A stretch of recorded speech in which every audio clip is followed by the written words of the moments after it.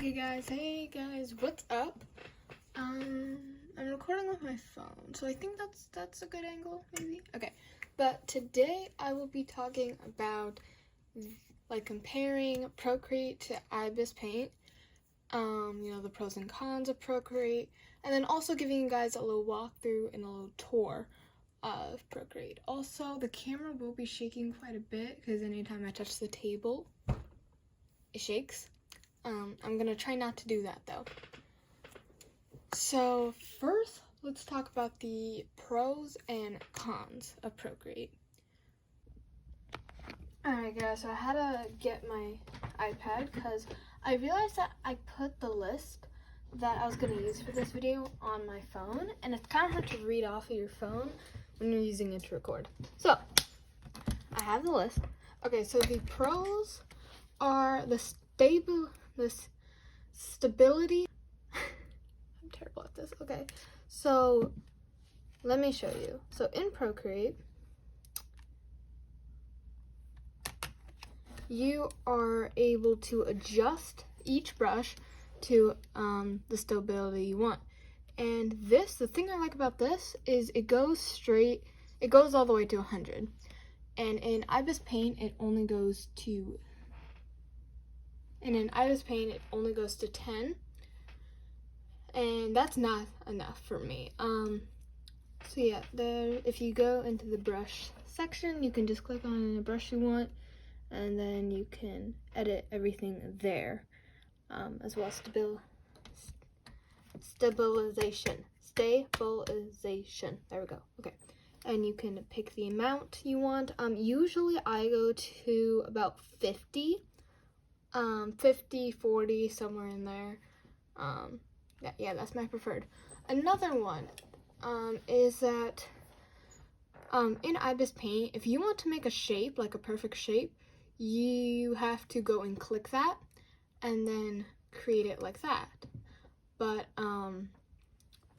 in Procreate, all you do is, so let's say I want to draw a circle. So I would draw my circle, and then you just hold it and it corrects the circle for you, just like that.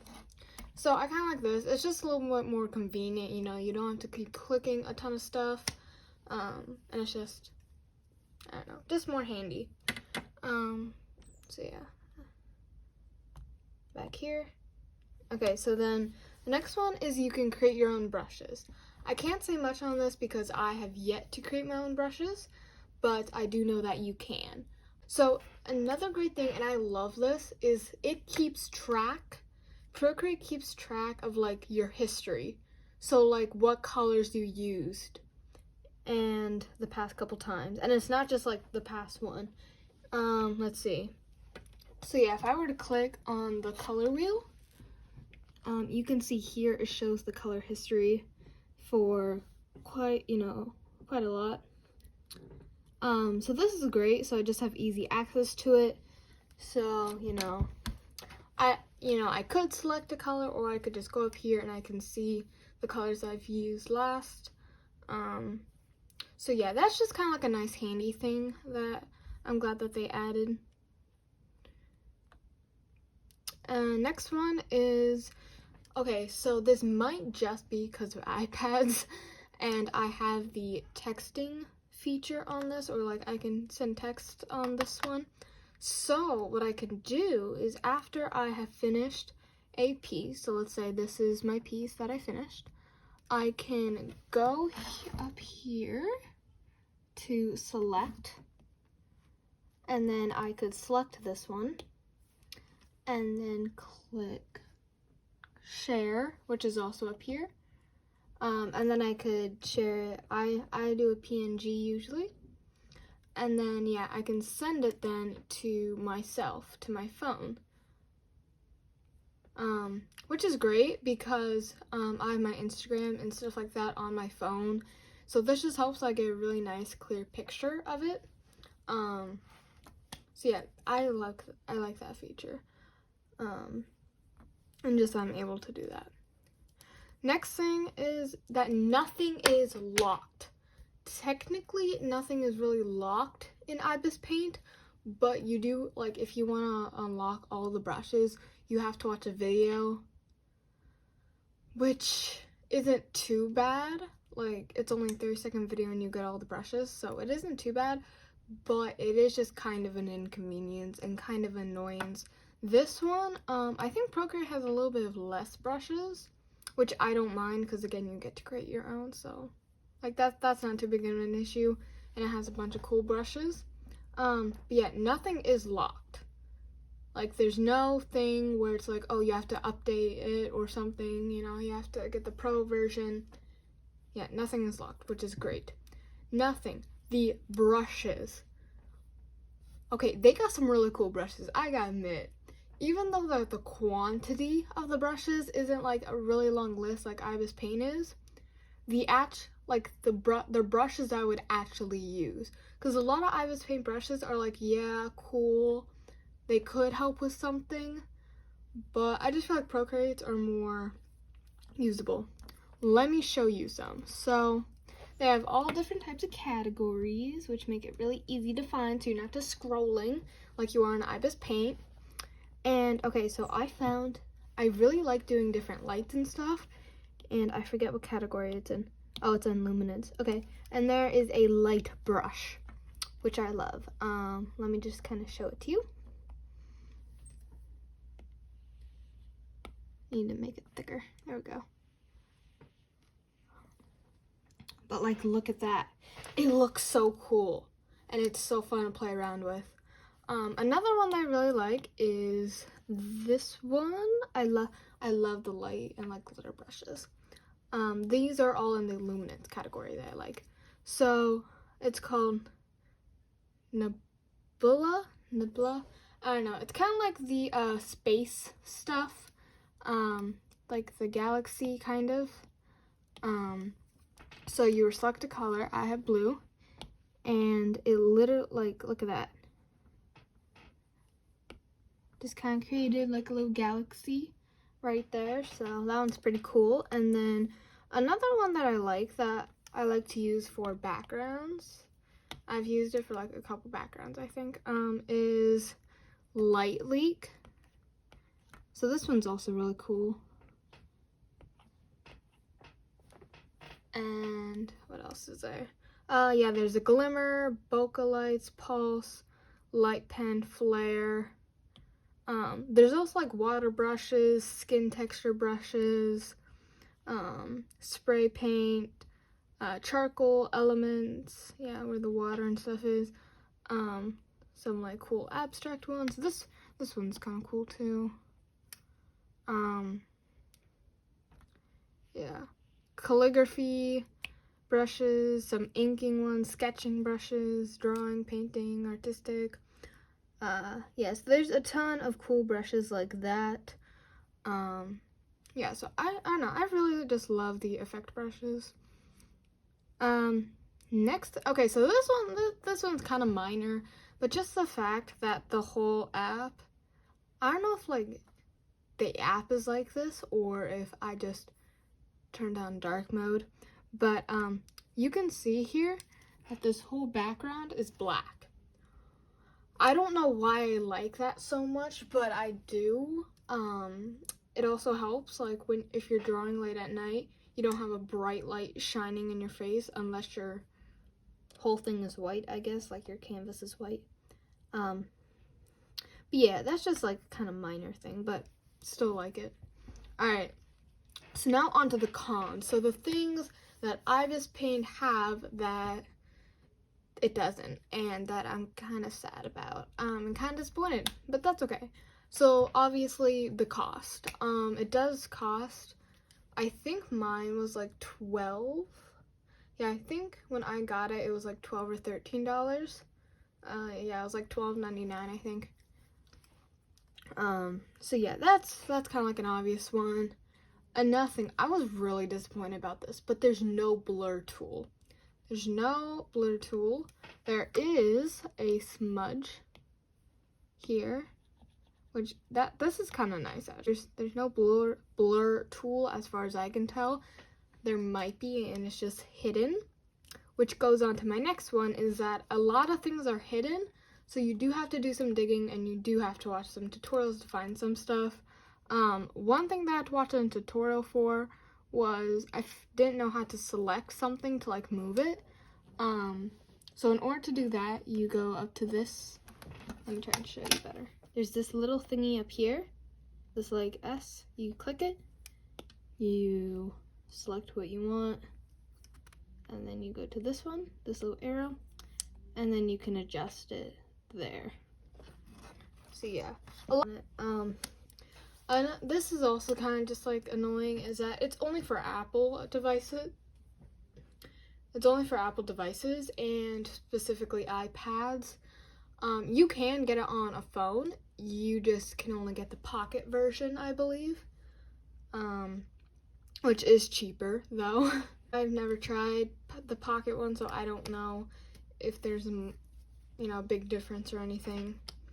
But that is just kind of annoying that there's nothing on Samsung. Okay, so also the bucket tool. I was so mad about this because I use the bucket tool a lot. So in IbisPaint, bucket tool, pretty simple.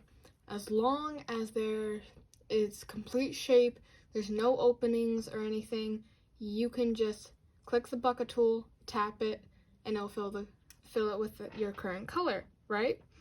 This decided to be complicated. So in order to do it, so let's say, alright, so I'll just do a circle again, right?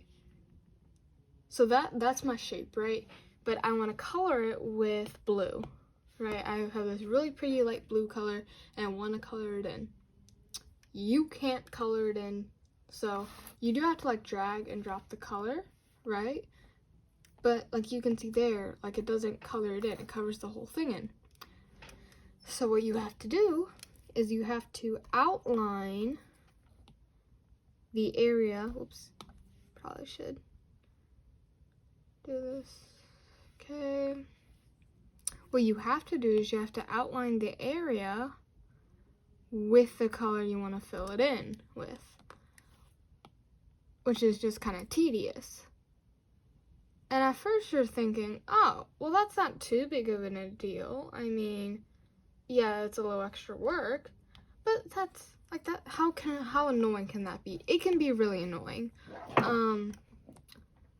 Yeah. So that's how you have to trace it, and then you have to fill it. It's obnoxious. It's really annoying a lot of times, but yeah, I was pretty disappointed about that. So this is kind of like a pro and a con, and the fact that there's no tutorial. So in IbisPaint, I think IbisPaint's the only one that has a tutorial, which honestly props to them, good job.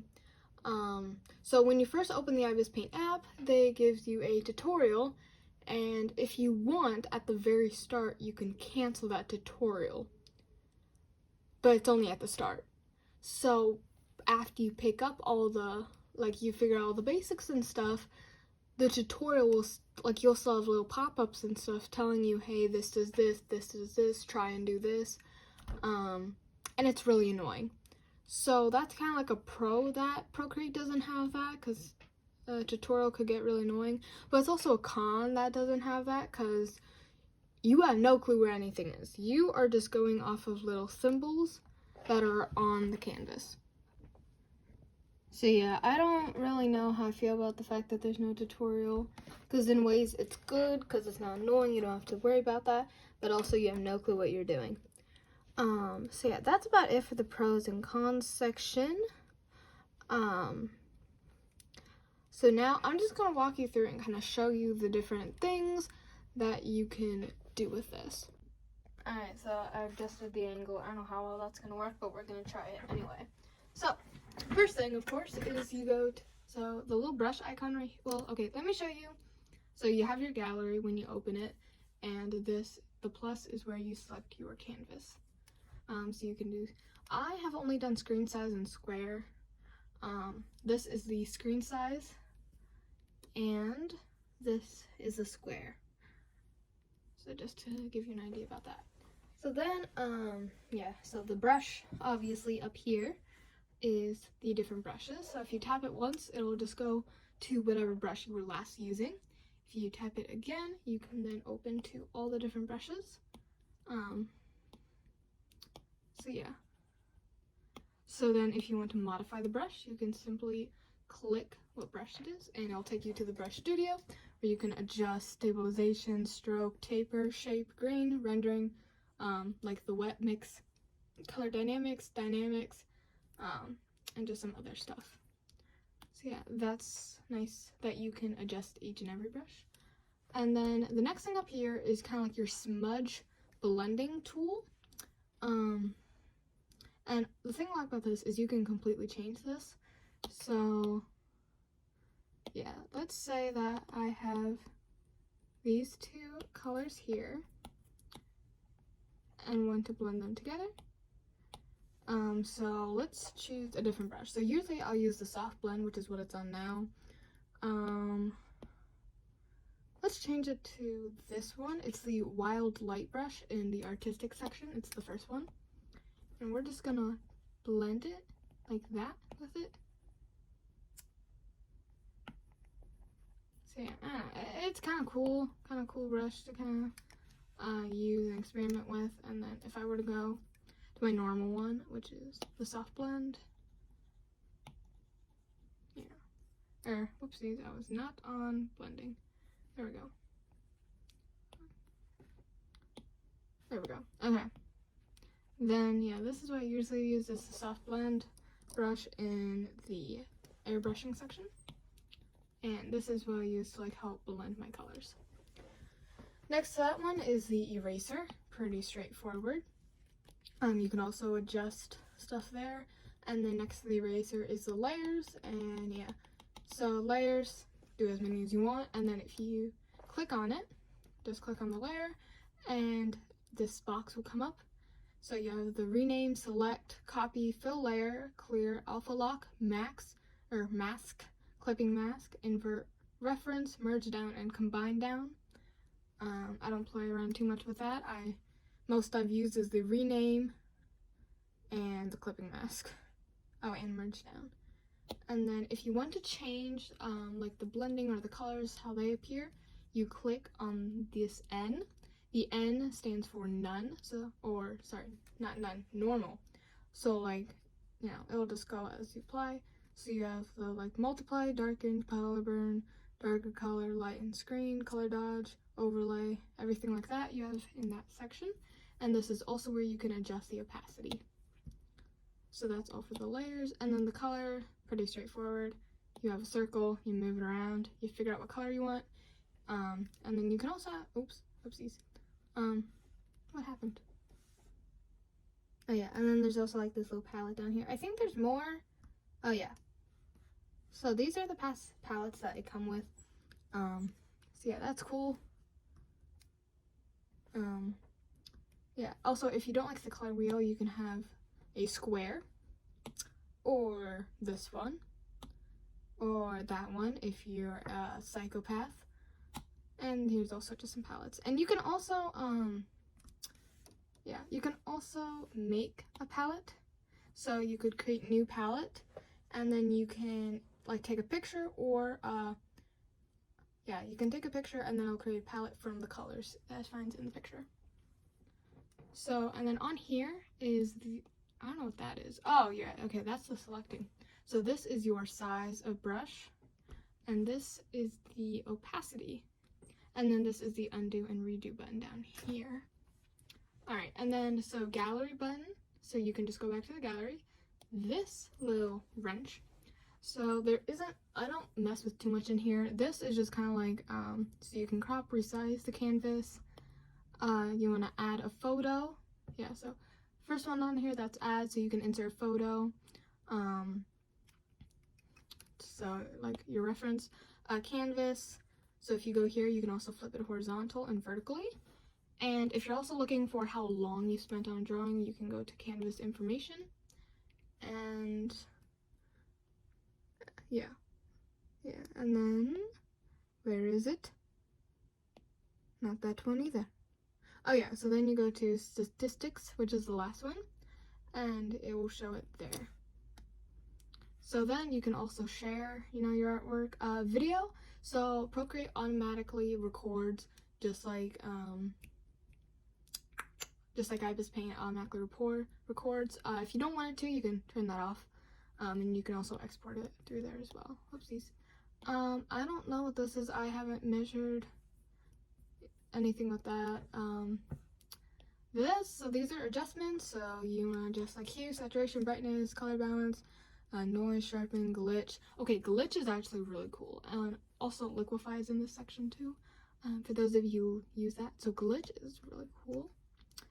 So I'll just do that color. Oh, why isn't it working?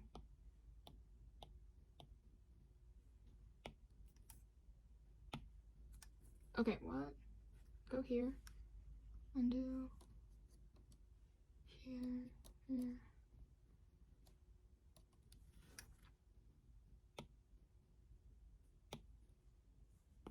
Okay, so I think it's, yeah, you draw color and then go in with the glitch. And you then, yeah, so then you can do like this cool glitching effect, if you wanted. So yeah, there's like noise, sharpen, bloom, halftone, stuff like that. This is the selection one. So yeah. Woo, and then down here you can like add, remove, invert, copy, paste, feather, save and load, color fill, and clear. And then once you have selected something, you can go to this one and move it around. Woo! So yeah, that's cool. So that is like the basics of what you need to do stuff on here. Obviously I have not explored a ton with this, you know, there's still a ton of features that I haven't even touched that I need to. But yeah, this was kind of like the basics. I hope this helped you out in any way. Yeah, thank you. You know what, let me do it this way, hold on.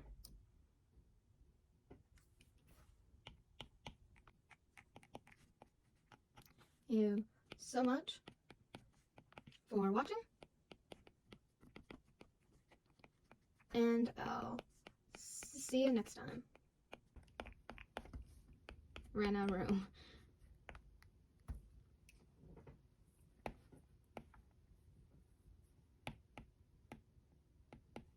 Yeah, thank you so much for watching, and I'll see you next time. Bye!